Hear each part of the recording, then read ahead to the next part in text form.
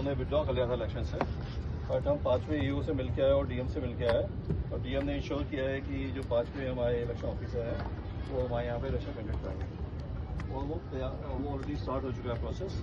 जो नए election officer हैं हमारे समाज कल्याणकारी नोएडा के, उन्होंने फर्स्ट जो नोटिस भेजा है हमारे पीएम को, वो 30 अक्टूबर को भेजा था। उसके बाद आई थिंक 6 को फर्स्ट रिमाइंडर आया उनको, और 20 को आया उनका सेकेंड रिमाइंडर। तो प्रोसेस ये है कि वो इनको रिमाइंडर भेज रहे हैं और सबमिट करने के लिए एओए मेंबर्स लिस्ट और bylaws of the society, क्योंकि उसी बेसिस पे ही इलेक्शन कंडक्ट कराए जाते हैं। बाय लॉज में जो भी रूल्स एंड रेगुलेशंस हैं उसी को ध्यान में रख के जो इलेक्शन ऑफिसर है वो फ्रेम करेगा हमारे rules for voting and for contesting the election. तो वो बाय लॉज उन्होंने नहीं दिया ऑफिशियली अभी तक, हमने तो शेयर कर दिया हमारे पास जो भी था, बट अगर इन्होंने कुछ चेंज नहीं किया है उस बाय लॉज में या नहीं किया है तो वो ऑफिशियली इनके पास से ही जाना है इलेक्शन ऑफिसर के पास। दूसरा एवे मेंबर लिस्ट इन्होंने सबमिट नहीं की अभी तक, क्योंकि आई डोंट नो उन्होंने कुछ घपला कर रखा है। जिन्होंने पिछली बार वोटिंग की है वो लोग एलिजिबल थे नहीं थे, तो उसकी वजह से शायद डिले कर रहे होंगे लोग, क्योंकि एवे मेंबर लिस्ट जो है अभी जो पता चला है कि जो फर्स्ट ओनर है वही एवे के वो मेंबर हो सकते हैं और वही वोट डाल सकते हैं या वही से इलेक्शन हो सकते हैं, अभी तक जो पता चला है। बट क्योंकि इलेक्शन ऑफिसर के आने का इंतजार कर रहे हैं हम लोग, वो एक बार आएंगे उनकी टीम आएगी तो हमें पूरी क्लैरिटी आएगी कि इलेक्शन में कौन पार्टिसिपेट कर सकता है एज ए वोटर एंड कौन पार्टिसिपेट करता है एज ए कैंडिडेट। तो अभी हम थर्ड जो हमें पता चला है, अभी लास्ट जो डिस्कशन हुआ है शायद कल या परसों मैंने किया था, तो उन्होंने बोला है कि हम 3 रिमाइंडर देते हैं एज ए प्रोसेस बीओएम को किसी भी सोसाइटी में इलेक्शन कराने के लिए। उसमें अगर 3 रिमाइंडर के बाद वो सबमिट नहीं करेंगे डॉक्यूमेंट हमें, तो उसके बाद जो एक्शन होगा वो ये होता है कि हम डिबार कर देते हैं बीओएम मेंबर को कि वो इलेक्शन में उनको पार्टिसिपेट ही नहीं करने देंगे हम, और election office will take over and पूरा इलेक्शन फिर अपने हाथ से करेंगे वो। उसमें बीओएम का कोई बीओएम को पार्टिसिपेट नहीं करने दिया जाएगा जो भी बीओएम मेंबर्स होंगे। तो ये है थर्ड रिमाइंडर का वेट करते हैं, हो सकता है वो थर्ड रिमाइंडर इस वीक आना चाहिए इनको। तो उसके बाद हम 15 दिन का और एक ग्रेस पीरियड लेके चलते हैं रिमाइंडर के बाद। अगर 15 दिन के अंदर उसके बाद नहीं किया उन्होंने तो शायद जो हम फॉलो करेंगे डीएम से या डीआर से और फर्दर एक्शन ये वो खुद भी रिकमेंड करेंगे इलेक्शन ऑफिसर कि भाई हमें नहीं सहयोग कर रहे हैं इलेक्शन के लिए, तो इनके ऊपर कार्रवाई की जाए। तो उसमें यही होगा कि डिबार करके फिर इलेक्शन को कंडक्ट कराया जाएगा। बाकी इलेक्शन के ऊपर और किसी को कुछ अपडेट अगर कोई चाहता है तो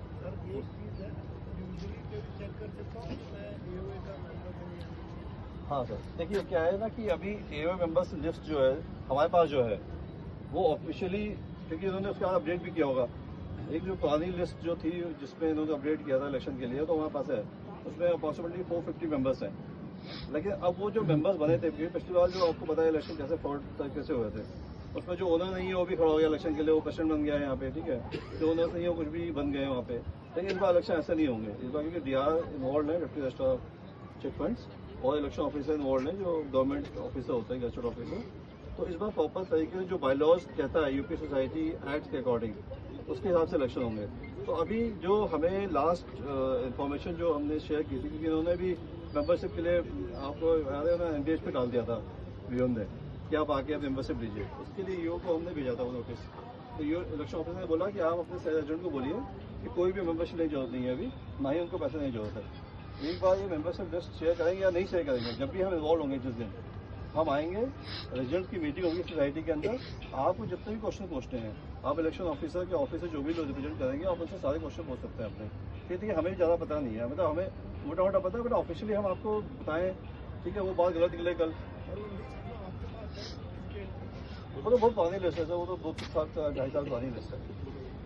वो जो इलेक्शन पिछली बार हुए थे 3 साल पहले तब की शायद लिस्ट है या उसके कुछ अपडेट हुई होगी वो लिस्ट, उसमें 450 मेंबर हैं। तो उस लिस्ट के आधार पे अभी हम कोई डिसीजन नहीं ले रहे हैं, क्योंकि वो ऑफिशियल लिस्ट नहीं है हमारे पास। ऑफिशियल लिस्ट वही होगी जो ये शेयर करेंगे ईओ के साथ, वो ऑफिशियल लिस्ट बन जाएगी। या अगर नहीं शेयर करेंगे तो जो लिस्ट ईओ के पास उसमें अवेलेबल होगी, कहीं से भी अवेलेबल हो, चाहे हमारे पास है, वो उसको लिस्ट मान लेंगे और उसके बाद हमें 1 हफ्ते का टाइम देंगे वो कि आप इस लिस्ट को चेक कर लीजिए, इसमें जो मेंबर्स हैं वो है ऑफिशियल मेंबर्स हैं कि नहीं है।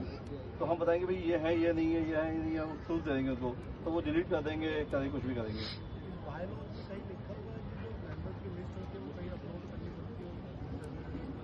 नहीं, अपलोड तो कहीं नहीं करनी पड़ती है सर। बायलॉज के हिसाब से तो अभी कुछ हुआ ही नहीं। सेकेंडली मेंबरशिप का जो ड्राइव था, ये जब इलेक्शन हुए थे यहाँ पे कुछ 700-800 फैमिली ले रहे यार बाइक ले नहीं ठीक है, तो 700-800 फैमिलीज थी उस टाइम पे। उसमें से 400 लोगों ने वोट किया, जो भी मतलब फिक्सिशियस वोटिंग हुई, जो भी हुआ, eventually they took the power. उसके बाद में कोई क्लैरिटी नहीं है, कोई ट्रांसपेरेंसी नहीं है। तो अब क्या है कि अभी ये it has gone beyond the आपकी जो सोसाइटी के लोग हैं, लोकल लोगों के हाथ से बाहर जा चुका है। तो अभी क्या गवर्नमेंट ऑफिसर इन्वॉल्व है। तो जो आपके सोसाइटीज एक्ट है, सोसाइटीज एक्ट के हिसाब से जो बोलते हैं, अब इन्होंने क्या बायलॉज में चेंज किए क्या नहीं किया, उससे कोई लेना देना नहीं है। What is the frame of the societies act, that will be followed in all likelihood. और वो जो भी उसका ऑफिशियल तरीका है, उस हिसाब से इलेक्शन होगा, उस हिसाब से मेंबर्स की लिस्ट ड्राइव होगी, उस हिसाब से अपडेट होगा। क्योंकि पुराने टाइम पे तो यहाँ पे जो लोग ऑनर भी नहीं है, वो भी कुछ भी पोजीशन लेके बैठे हैं, they are misusing the power. तो अभी मतलब we really can not comment on the government's directive क्या होगा।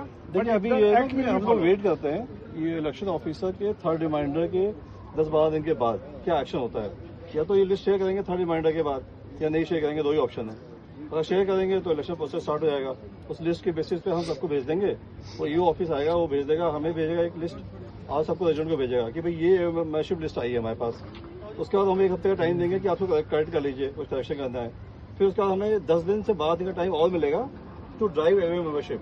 उसमें ईओ के लोग भी होंगे, हम लोग भी इन्वॉल्व होंगे, एजेंट भी इन्वॉल्व होंगे। और क्योंकि मैं शिकायत करता हूँ उसके अंदर, तो मेरे पास सारी कॉपीज आएंगी वहाँ से, उनके ऑफिस से। जो भी कम्युनिकेशन होगा इनके और बीओ के बीच में, उसका हमेशा मांग रहता हूँ मैं, टू मेंटेन द ट्रांसपेरेंसी। ऐसा ना हो कि वो लोग कुछ बातें कर रहे हो, हम शिकायत करता है, पता ही नहीं है कि क्या हो रहा है। तो जो भी लेटर गवर्नमेंट से जब भी कोई लेटर निकलेगा, उसमें एक कॉपी मेरे को आती है। तो वो कॉपी मेरे पास आती है, मुझे पता होता है कि क्या कम्युनिकेशन चल रहा है इन लोगों के बीच में। तो उसमें कुछ घबराने की बात नहीं है। एओ मेंबरशिप के लिए हमें बहुत इनफ टाइम दिया जाएगा ईओ ऑफिस से, और हम लोगों के पास एओ मेंबरशिप होगी, सबके पास जो भी एलिजिबल होंगे वोट देने के लिए। हाँ जी पहले इलेक्शन किस नियम से किया जाता है, नियम पहले आप लाइए, किस नियम से हम इलेक्शन सुन लीजिए, इलेक्शन किस रूल से कराइएगा, वो लॉज खोज रहे हैं। पहले कार्यालय से यहाँ नहीं मिलता है, जहाँ से उपलब्ध है उसको लाइए और उसको आप अध्ययन कीजिए, उसके अनुसार निर्देश दीजिए या ऑर्डर दीजिए, उन पालन करने के लिए। हमें सर, हमें किसी को ऑर्डर नहीं देना, हमें कुछ कराना नहीं है। देखिए बिना अरे सर 2 मिनट दीजिए बस। एक आदमी तो जरूर इसको होगा ना, उसको बनाइएगा जिसका निर्देश पे सिर्फ वो गवर्नमेंट ऑफिसर बने। गवर्नमेंट ऑफिस इलेक्शन में कोई मार्क नहीं छोड़ते हैं, पहले नियम बताइए किस नियम से इलेक्शन होगा। सर वो भी वही इलेक्शन बताएंगे। ऑफिस ही बताएंगे। हम दो दिन रास्ते ना, काफी लाइए ना महाराज, यूपी अपार्टमेंट एक्ट जो है ना, अरे बायलॉज की कॉपी हमारे पास नहीं है, वो देंगे बीओ की बस। आपके पास खेत का कागज नहीं तो लाइए कि नहीं कोर्ट से। अरे कोर्ट से नहीं करना है अधिकारी सर जब वो आएंगे ऑफिशियली अपने आप देंगे वो, जब ईओ आएगा ऑफिस, वो उनकी तो मीटिंग होगी।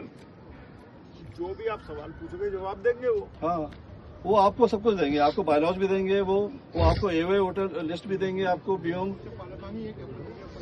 सर अभी जब उनके पास ही नहीं आई तो कहाँ से दे देंगे वो? पहले बीओ देगा फिर देगा ना। तो बीओ दे ही नहीं रहा उनको लिस्ट, तो कहाँ से दे देंगे वहाँ पे भी लिस्ट?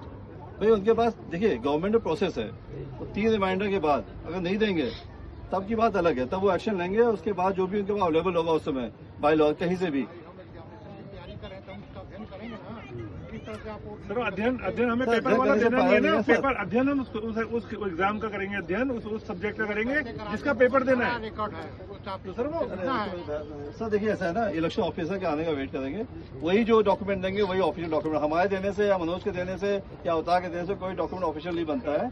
तो हम बोल देंगे भाई हम आपको बता दें ये सही है, हमारे पास अथॉरिटी नहीं है ना। हम रेजिडेंट है, हमने शिकायत की है, इलेक्शन ना होता ही हो रहा है, हम इलेक्शन कराने का हमारे पास कोई अधिकार नहीं है ना। हमारे पास सर आप समझिए जो वो कह रहे हैं, इलेक्शन कराने का, आप जो कह रहे हैं वो इलेक्शन कराने का अधिकार सिर्फ इलेक्शन ऑफिसर के ऊपर है इस समय जो अपॉइंटेड है, और वही बताएगा रूल्स रेगुलेशन। अगर मैं आके यहाँ पर रूल रेगुलेशन बताऊँ आपको, मनोज आके बताए या कोई थर्ड पार्टी बताए, तो आपको सुनने की जरूरत ही नहीं है। ठीक है, हम अपने हिसाब से बता देंगे, हमें नॉलेज है नहीं उतनी सारी। भाई इलेक्शन ऑफिसर है वो गवर्नमेंट जैसा अपॉइंट हुआ है, वही जो बताएगा वही जो समझेगा। हम उस पर ऑब्जेक्शन कर सकते हैं बाद में कि आप जो कह रहे हो कि ये हमारे बायलॉज में नहीं लिखा है, ये सोसाइटी एक्ट के अकॉर्डिंग नहीं है, वो हम उससे बाद में बात करेंगे। देखिए अभी पहले तो वो बताएगा ना हमें कि हम इलेक्शन कैसे कराना चाहते हैं, या एओए लिस्ट क्या है, या कौन इलेक्शन लड़ सकता है या कौन नहीं लड़ सकता है, मेंबर कौन। उसके बाद अगर इलेक्शन कराना भी चाहते हैं, नहीं कराना चाहते वो नहीं, वो तो चाहते हैं, वो तो प्रोसेस चल रहा है। नहीं, इलेक्शन तो कराना चाहते हैं, अभी तो हम लगे हुए हैं सर। देखिए जो उसको नहीं पता है उसको बताया कि इलेक्शन के ऊपर कोर्ट से स्टे था यहाँ पे, उसको वो 2 साल स्टे रहा है कोर्ट में। उसको हमने अभी दिसंबर 2024 में हमने कोर्ट में उसको रीओपन कराया केस को, और हमने फिर मई में वो हमारा अप्रैल में हमारा वो 4 महीने के अंदर हमने वो स्टार्ट हुआ वहाँ से कोर्ट से पहले, इलाहाबाद हाई कोर्ट से। फिर मई से हमने डीआर के पास जाना स्टार्ट, डीआर के पास हम पहले भी गए, तो डीआर ने हमें यही बोला था डिप्टी रजिस्ट्रार ने कि क्योंकि आपके यहाँ पे स्टे लिया हुआ है आपके बीओएम जो दूसरी पार्टी है, तो हम यहाँ से ऑर्डर नहीं कर सकते जब तक वो इससे हटता नहीं है। तो हमने फिर दिसंबर 2024 में एक पहले केस डाला हुआ, 2 साल चला था वो, फिर हमने किसी नया एडवोकेट को डाला वहाँ पे इलाहाबाद के, और उन्होंने फिर स्टे विकेट ला के दिया हमें अप्रैल में 2025 में। फिर हमने डीआर को अप्रोच किया कि सर हमारा स्टे हट चुका है, तो आप हमें इलेक्शन कराइए। तो फिर उन्होंने 4 हमारे ईओ अपॉइंट किए, वो 4 ने विड्रॉ कर लिया कि भाई हमारे पास काम होता है, हम नहीं करा पाएंगे इलेक्शन आपके यहाँ। फिर 5वें ईओ के लिए हम डीएम को मिल के आए कि भाई ऐसा ऐसा हो गया मैम, और 4 ईओ पहले ही हमारे विड्रॉ कर चुके हैं, तो हम नहीं चाहते कि इलेक्शन और डिले हो, क्योंकि हमारे ऑलरेडी 3 साल से इलेक्शन नहीं हुए। तो फिर ईओ को बुला के डीएम ने बोला कि भाई आप ये इलेक्शन कराइए यहाँ पे, अपडेट कीजिए मुझे इलेक्शन करा के, क्योंकि डिले नहीं होता इलेक्शन में। तो अब हाँ, तो अब हो चुका है सर। ईओ ने ऑलरेडी एक इनको भेज दिया बीओ को, 30 अक्टूबर को एक पहला इनके पास वो आया था, सूचना क्या कहते हैं, पेपर जो भी लेटर आया था वहाँ से कि इलेक्शन आपके यहाँ इलेक्शन वो हो गए हैं, अनाउंस कर दिए हैं डीआर ने, और आप हमें ये भेजिए जिसमें एओ मेंबरशिप लिस्ट मांगी है और बायलॉज मांगे हैं उनसे, उसके बेसिस पे ही वो ईओ इलेक्शन ऑफिस से इलेक्शन कर सकता है हमारे यहाँ पे। लेकिन अब ये लोग क्या बदमाशी कर रहे हैं, जो बीओ में बैठे लोग वो डिले कराने की टैक्टिक कर रहे हैं, सारी शुरू से वही है। तो उन्होंने शेयर ही नहीं किया अभी तक, 2 रिमाइंडर आ चुके हैं, आज जब 3 रिमाइंडर आएंगे उनको, 3 रिमाइंडर का फिर एक्शन होगा उसके ऊपर, या तो डीवार कर सकते हैं, डीआर का पावर है कि उनको डीवार करके फिर इलेक्शन कराएगा यहाँ पे। तो इलेक्शन तो होंगे, वो तो फॉर श्योर है, पता है इलेक्शन नहीं होंगे ये तो चांसेस 0.0001% भी नहीं है। अब इलेक्शन तो होके रहेंगे अब, क्योंकि डीएम इन्वॉल्व है इसके अंदर अब, और डीएम ने बहुत क्लियरली बोल दिया है हमारे सामने ईओ को कि चाहे कोई पॉलिटिकल इंटरफेरेंस हो, चाहे किसी के नेता का फोन आए, पॉलिटिशियन का फोन आए, या किसी अधिकारी का फोन आए, आपको इलेक्शन नहीं रोकना है, आपको ये बोलना है खाली कि डीएम से बात कर लीजिए, आपको कुछ इलेक्शन के ऊपर है। तो डीएम ने बहुत ही तड़क अंदाज में बोला है कि इलेक्शन तो होंगे यहाँ पे, और उन्होंने बाकी सारे डिप्टी रजिस्ट्रार को भी बोला है कि जितने भी इलेक्शन, जितनी भी सोसाइटी है नोएडा के अंदर, जहाँ जहाँ पे इलेक्शन नहीं हुए हैं, वहाँ पे आप करा के इलेक्शन टाइम बाउंड मैनर में आप मुझे अपडेट कीजिए कहाँ पे इलेक्शन डिले हैं। तो मतलब डीएम काफ़ी स्ट्रिक्ट है इस मामले में, और उन्होंने बहुत स्ट्रिक्टली बोला है कि इलेक्शंस जहाँ जहाँ पेंडिंग है, मतलब एलवीसी में तो होंगे ही होंगे, बाकी जहाँ जहाँ पेंडिंग है वहाँ पे भी अगर लोग फॉलो करेंगे वहाँ भी रखेंगे। तो वही हमें बताया कि देखिए एलिजिबिलिटी का अभी तक जो हमारे पास जो हमें ज्ञान है, लेकिन वो सही हो सकता है नहीं हो सकता है, तो इसलिए हम आपको बता रहे हैं कि इलेक्शन अभी तो ये आया है कि जो फर्स्ट ओनर है वही मेंबर हो सकते हैं, वही वोट दे सकते हैं, और वही इलेक्शन में खड़े हो सकते हैं, लेकिन ये ऑफिशियल नहीं है फ्रॉम इलेक्शन ऑफिस। वो जो इलेक्शन ऑफिस के लोग इन्वॉल्व होंगे तब आप ये क्वेश्चन को बुलाएंगे यहाँ पे, जब ईओ ऑफिस इन्वॉल्व होगा तो वो सारे एजेंट को बुलाएगा मीटिंग के लिए, उसमें आपकी जितनी क्वेरीज हैं इलेक्शन से रिलेटेड, चाहे एओ मेंबरशिप से हो, चाहे वो इलेक्शन में कौन खड़ा हो सकता है, बहुत सारे लोगों ने जैसे टाइम नहीं पे किया है और क्या वो एलिजिबल होंगे वोटिंग के लिए नहीं होंगे, तो वो सारे क्वेश्चन उस समय वो ईओ ऑफिस लेगा, और जो भी सही होगा बताएगा। अभी एओ मेंबरशिप ओपन है? हाँ सर, एओ मेंबरशिप के लिए बताता हूँ मैं कि देखिए एओ मेंबरशिप जब ईओ ऑफिस इन्वॉल्व हो जाएगा इलेक्शन में, एक बार ये लोग सारे डॉक्यूमेंट देंगे या नहीं देंगे, अभी तो नहीं देंगे तो डिवार करके इन्वॉल्व हो जाएगा इलेक्शन ऑफिस, और दे देंगे तो इलेक्शन ऑफिस वैसे ही इन्वॉल्व हो जाएगा। नहीं, बट अभी एज ऑफ नॉट जैसे अभी हमारे पास में एओ मेंबरशिप नहीं है, तो अभी आप कुछ नहीं करना सर, अभी कुछ मत कीजिए, नहीं वेट कीजिए इलेक्शन ऑफिसर के आने का। एक बार वो इन्वॉल्व हो जाएगा, क्योंकि उन्होंने ये भी बोला है कि आप अभी पैसे क्यों जमा कर रहे हैं उनको, तो आपको पता ही नहीं कि पैसा क्या कर रहे हैं वो लोग, तो आप एओ मेंबरशिप 1000 रुपये देके बैठ जाओगे आप, तो इससे अच्छा वेट करो, क्योंकि हम जब आएंगे तो आपको पूरा टाइम देंगे, 15-20 दिन का टाइम देंगे, आप पहले चेक करेंगे लिस्ट, उसके बाद एओ मेंबरशिप ड्राइव करने का भी टाइम देंगे आपको कि आप एओ मेंबरशिप ड्राइव कीजिए, जिससे आपके मैक्सिमम लोग पार्टिसिपेट करता है इलेक्शन के। इलेक्शन ऑफिसर का भी ये मानना है कि मैक्सिमम लोग पार्टिसिपेट करने चाहिए इलेक्शन के अंदर, सोसाइटी के अंदर। तो कहें आप जितना टाइम मांगोगे, हम 10 दिन मांगोगे, 15 दिन मांगोगे, हम आपको दे देंगे टाइम, आप आराम से एओ मेंबरशिप ड्राइव कीजिए अपनी। And so that will be getting communicated over the group से? हाँ जी बिल्कुल, वो ग्रुप पे कम्युनिकेट होगा, बल्कि हम तो अभी टावर वाइज भी जाएंगे, जब मेंबरशिप ड्राइव करेंगे तो हम टावर वाइज भी जाएंगे, और टावर वाइज भी हमारे जो वॉलंटियर्स हैं इलेक्शन के लिए वो जाएंगे टावर वाइज दो चार ग्रुप में, तो 2-3 घंटे बैठेंगे जिनको भी आना टावर में। What if the person is having more than one flat? अब तो सर उसको हर फ्लैट का एक वोट है। नंबर ऑफ फ्लैट अभी जो हमारे पास है क्लियरिटी वो है कि हर फ्लैट का एक वोट होगा। Because somewhere I heard कि some area-wise distribution है number of. सर वो नहीं है अभी अभी नहीं। क्योंकि नोएडा में अभी पॉसिबिलिटी सर वो नहीं है। शेयर सर्टिफिकेट होता है बेसिकली, शेयर सर्टिफिकेट होता है कि आपका कितना कारपेट एरिया है, बट यहाँ पे प्रैक्टिकली पॉसिबल नहीं है, क्योंकि शेयर सर्टिफिकेट बिल्डर ने इशू ही नहीं किया। So that guideline is yet to come from the अभी जो शेयर सर्टिफिकेट है वो एओ जो बीओ में वो भी कर सकती है, क्योंकि इनके पास शायद लीगल राइट नहीं होंगे, मगर अगली जो नेक्स्ट बीओ में आएगी उससे हम ये बोल सकते हैं, उनसे रिक्वेस्ट कर सकते हैं नई बीओ से कि आप शेयर सर्टिफिकेट बांट दीजिए। उसमें क्या होगा, जो को ओनर है वो भी चाहे इलेक्शन लड़ सकता है या आउट कर सकता है, उस पर एलिजिबिलिटी होगी उसके पास। नहीं सर, देखिए क्या हुआ था, मनोज ने किया था।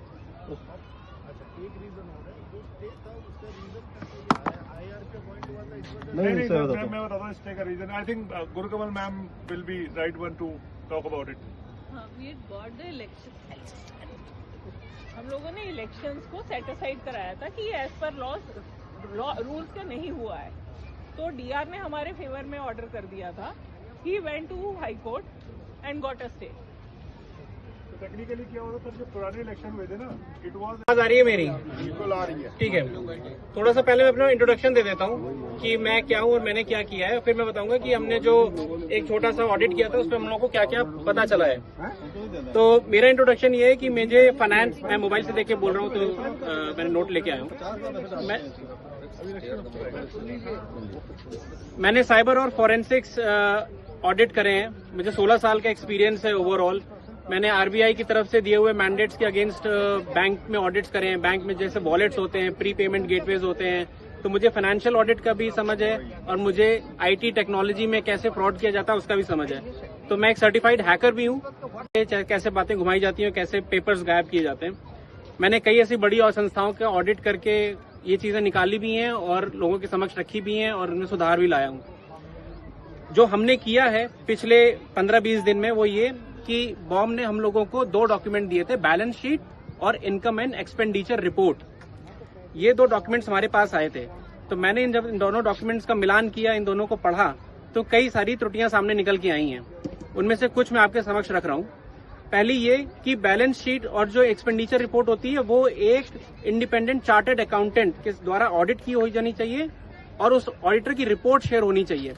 इस तरह तो बॉम्ब कुछ भी लिख सकता है कि 20 करोड़ आए, 21 करोड़ खर्च हो गए, मगर इसका ऑडिट किसी को करना चाहिए। वो हुआ है, मगर उसने क्या पाया क्या नहीं पाया वो कभी नहीं मेंशन हुआ। और बैलेंस शीट और जो भी आपकी ये इनकम एक्सपेंडिचर रिपोर्ट है उस पर चार्टर्ड अकाउंटेंट के साइन नहीं है, तो वो रिपोर्ट ऐसी ही है कि जैसे आप अपने घर का खर्चा बना के किसी को दे दो, वो ऑडिटेड माना नहीं जाएगा। हाँ, उसके बाद जो खर्चा आया है उसमें लगभग आ रहा है कि 18 करोड़ रुपए खर्च हुए हैं। बॉम ने 18 करोड़ रुपए खर्च करे हैं पूरी सोसाइटी पे, बट जो वर्क की क्वालिटी है वो पुअर है। केवल पुअर दिखने से ही हमारे मन में संशय आता है और हमें ये अधिकार मिलता है पूछने का कि 18 करोड़ रुपए गए कहाँ। ठीक है, तो ये हमें पूछना चाहिए। और जो मंथली वेजेस सिक्योरिटी गार्ड्स, हम जैसे सभी टावर में रहते हैं, हमारी बात होती रहती है, सबको बताते हैं कि आज 25 तारीख हो गई अभी तक पैसे नहीं मिले, तो इतना डिले क्यों हो रहा है? जब 18 करोड़ रुपए मिल रहे हैं तो गार्ड को पैसे क्यों नहीं मिल पा रहे हैं? तीसरी बात, कोई भी एनुअल जनरल मीटिंग्स, एजीएम जिनको बोलते हैं, वो नहीं होती।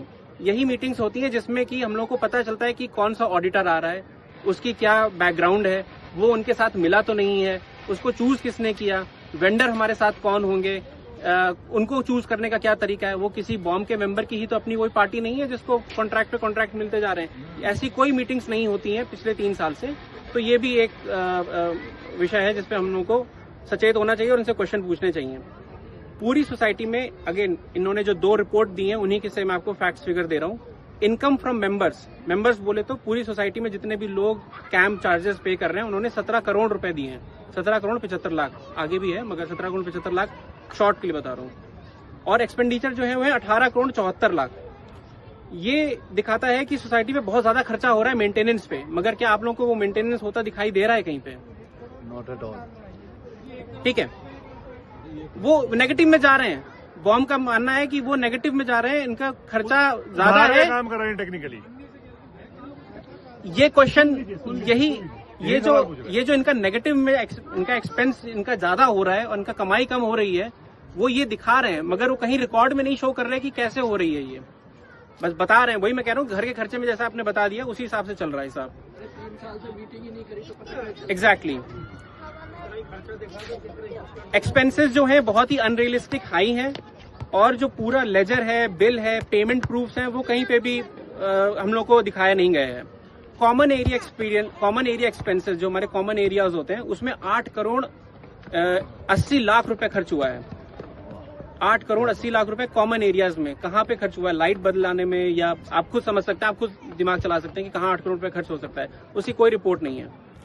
जो ऑडिट रिपोर्ट्स हैं वो विथहेल्ड हैं, इन्हीं के पास हैं। ऑडिटर जो आया था उसको 2.5 लाख रुपए फीस दी गई थी ऑडिट करने की, मगर वो ऑडिटर कहाँ से आया है, उसका बैकग्राउंड क्या है, उसको किसने चयन किया है, उसको कब पेमेंट हुआ और उसकी रिपोर्ट क्या है, वो हमें किसी को नहीं पता। नहीं, ऑडिटर है कौन है ऑडिटर, और उसका साइन भी नहीं है। एग्जैक्टली। तो ये जो मैनेजमेंट अप्रूवल्स हो रहे हैं और जो बोर्ड रेजोल्यूशंस हो रही हैं, ये रेजिडेंट के साथ शेयर नहीं हो रही हैं। ये हमें पता होना चाहिए। अगर जब तक ये हमें नहीं पता होगा, पीछे पीछे लोग आते रहेंगे, ऑडिट करके जाते रहेंगे, और उनकी ऑडिट रिपोर्ट्स भी अच्छी दिखेंगी और बैलेंस शीट भी सभी प्रूफ होगी, जब तक हम लोग को सामने दिखाई नहीं देगा। इसीलिए हमें ट्रांसपेरेंसी लानी है। दूसरी बात, कैश एक्सपेंसेस और ऑनलाइन एक्सपेंसेस को साफ साफ अलग अलग दिखाई देना चाहिए। वो कहीं पे भी अलग अलग दिखाई नहीं दे रहे हैं इनकी रिपोर्ट्स में। कैश एक्सपेंसेस कुछ ऐसी चीजें होती हैं जो काफी दौर पे छुप जाती हैं। ऑनलाइन पेमेंट अब आज के जमाने में उनका डिजिटल फुटप्रिंट होता है, वो नहीं छुपती। तो हमें कोशिश ये करनी है कि जितना ऑनलाइन पेमेंट हो, जितना तरीके से आप वेंडर्स को मैनेज कर रहे हो, सबका ऑनलाइन पेमेंट हो, सबके रिकॉर्ड्स होने चाहिए डेट के हिसाब से। वो कुछ नहीं है यहाँ पे। और एक पॉइंट रख रहा हूँ, आखिरी पॉइंट यही है कि जितने भी मैंने अभी ऊपर तक पॉइंट बोले हैं, उन सब के कोई भी डॉक्यूमेंट्स, सारे एक्सपेंडिचर 18 करोड़ रुपए के, न लेजर है, न कैश बुक्स हैं, न बैंक स्टेटमेंट्स हैं, न बिल रिसिप्ट्स हैं। वेंडर को इनवॉइसेस कितनी गई हैं, वेंडर को पेमेंट कितनी हुई है, मिनट्स ऑफ मीटिंग, साल में कितनी मिनट्स हुई है मीटिंग, वो नहीं है। और जो भी हमारे ऑब्जेक्शंस हैं वो कहीं पे नोटेड नहीं है, और पेमेंट के प्रूफ्स नहीं है। तो ये सब हमें चाहिए, उसके बाद ही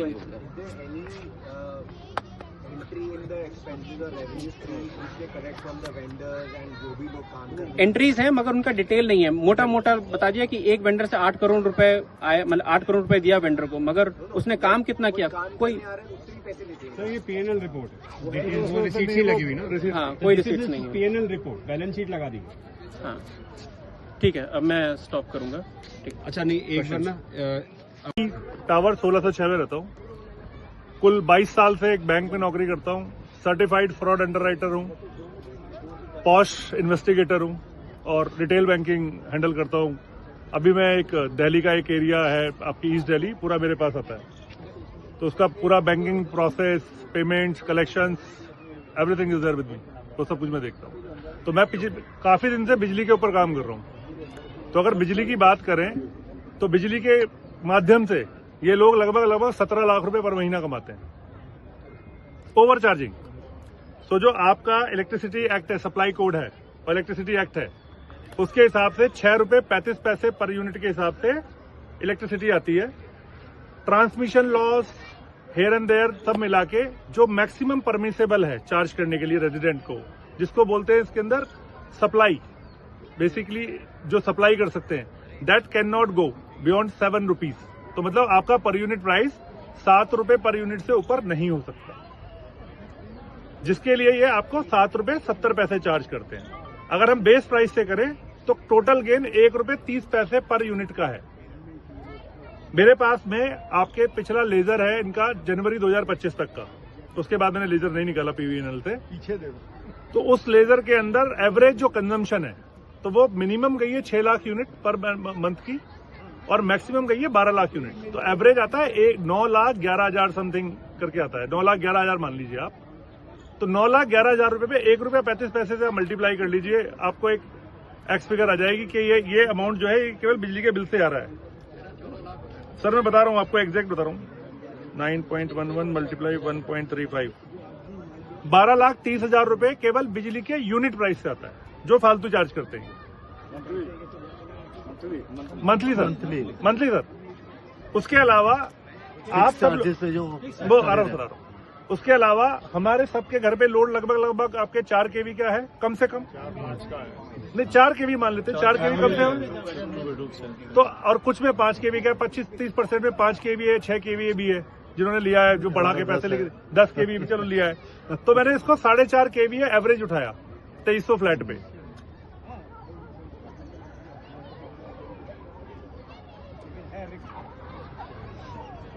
ये फिगर आती है 10,350 kVA, तो 11,000 kVA is something they are charging. मतलब जो डिस्ट्रीब्यूटेड लोड है हमारा वो 11,000 kVA है। जो हमारा सेंशन लोड है पीवीएनएल से वो है 6,500 6,500 kVA।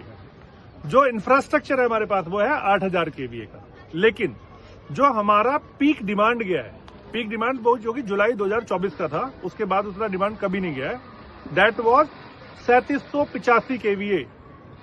मतलब इस सोसाइटी को कभी भी 3785 kVA से ऊपर की आवश्यकता नहीं पड़ी। जब पीक डिमांड थी उससे ऊपर कभी नहीं कंजम्पशन हुआ जुलाई 2025 के अंदर जो बिल आया हमारा। एज पर पीवीएनएल आपको 75% ऑफ द सेंशन लोड मतलब 6500 kVA के 75% का फिक्स चार्ज कम से कम देना ही देना है, प्लस पर यूनिट प्राइस देना है।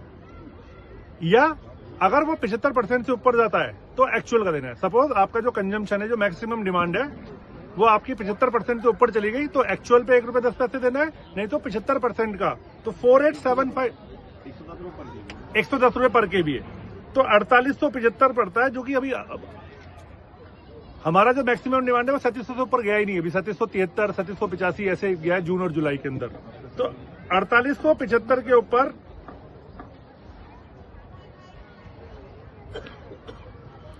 5,36,000 रुपए का फिक्स चार्ज है जो पीवीएनएल चार्ज करता है मंथली, ठीक है। लेकिन जो हम एज ए रेजिडेंट जो पे करते हैं वो करते हैं 11,000 के ऊपर 110 रुपए kVA, 12,10,000। इसमें से 5,36,000 घटाते हैं इसके अंदर से हम 6,74,000 रुपये ये बनता है सर। तो एवरेज 19 लाख रुपया महीने का सिर्फ बिजली से ये बचा रहे हैं। And this is a fact, every कमा रहे हैं, मतलब जो भी है सोसाइटी इज डूइंग दिस, क्योंकि मैंने भी सोसाइटी पे काम किया है, वो भी इतनी बड़ी सोसाइटी है। सुन लीजिए अभी और सुन लीजिए। तो पिछले एक साल में कुल मिला के 2 करोड़ 18 लाख रुपए एवरेज, 2 करोड़ 18 लाख रुपए 2 साल के अंदर 5 करोड़ रुपए बिजली से फालतू चार्ज किया है। उस पैसे का कोई हिसाब नहीं। नहीं वो बिजली पानी तो भी तो ये हिसाब है। उसके अलावा बिल्डर का हमारे पास में जो कनेक्शन है वो अभी आज तक बिल्डर के नाम से है। उसके कनेक्शन की एक 72 लाख रुपए की सिक्योरिटी थी, वो भी एडजस्ट करा। दिसंबर 2022 में बिल्डर भगा दिया गया, भाग गया, मैं उस पर कमेंट नहीं करूंगा। उसका एक 30 लाख रुपए का बिल पेड था। जब बिल्डर को भगा दिया गया तो उसने 25 लाख और 12 लाख रुपए के 2 चेक दिए 37 लाख रुपए के अपना आउटस्टैंडिंग खत्म करने के लिए। वो आउटस्टैंडिंग उसके चेक बाउंस हो गए। लेकिन इन लोगों ने जनवरी 2022 के अंदर लोगों से बोला कि दिसंबर का बिल बिल्डर लेके भाग गया है तो आप हमें सपोर्ट कीजिए, और 48 लाख रुपए हम जैसे रेजिडेंट से इकट्ठे किए, एडवांस में ले लिए। वो एडजस्ट हो गए। बिजली की आउटस्टैंडिंग थी 39 लाख रुपए, जो रेजिडेंट से इकट्ठा किया गया वो गया 41 लाख रुपए। वो बिल कभी जमा नहीं हुआ, उसको इधर उधर जैसे भी साइफन करके खत्म कर दिया गया, और उसके ऊपर ब्याज लगते लगते लगते लगते लगते वो आउटस्टैंडिंग 72 लाख माइनस 14 इतनी 72 लाख 58 लाख रुपए की आउटस्टैंडिंग जो है वो 39 लाख रुपए जो थे हमारे 38-39 लाख जो भी थे वो 58-60 लाख रुपए बन गए। फिर ये हाई कोर्ट गए, वहां से ऑर्डर लिया कि ये बिल्डर भाग गया है, ये बिल्डर की आउटस्टैंडिंग है तो आप इसे एडजस्ट कर दो। वो पैसा जो सिक्योरिटी थी हमारी कनेक्शन की वो इन्होंने एडजस्ट करा दी। आज की डेट में हमारा कनेक्शन स्टेक पे है, पीवीएनएल के पास में सिक्योरिटी नहीं है, कुछ भरोसा नहीं है किस दिन पीवीएनएल कनेक्शन को काट दे, बिजली काट दे। हम मल्टी पॉइंट में मूव किए, मल्टी पॉइंट में सारे अप्रूवल हो गए, सब कुछ हो गया। अब ये लोग क्योंकि पावर में बैठे, एक ट्राई पार्टी एग्रीमेंट होना है, उस एग्रीमेंट को साइन करने के लिए तैयार नहीं है। ये कह रहे हैं कि जी हमारा जो है आपके इंफ्रास्ट्रक्चर वो उस लेवल का नहीं है, जबकि इंफ्रास्ट्रक्चर हमारे पास 200% का है आज की डेट में, जो कि पीवीएनएल का सर्वे बोलता है। पीवीएनएल कोई भी एप्लीकेशन बिना सर्वे करे मूव नहीं करता। ये रिपोर्ट आज की डेट में एससीआईटी के ऑफिस में विधायक पड़ी हुई है, क्योंकि ट्राई पार्टी एग्रीमेंट में जो बॉम्ब मेंबर है, जो ऑथराइज बंदा है, या तो बिल्डर या बॉम्ब जो भी होता है वहां पे, वो उसको साइन करने के लिए तैयार नहीं है। तो मल्टी पॉइंट के ऊपर जो उसका सवाल था, जिस दिन नई बॉम्ब आएगी उस दिन मल्टी पॉइंट पे साइन हो जाएगा, उस दिन मल्टी पॉइंट चालू हो जाएगा आपका। बाकी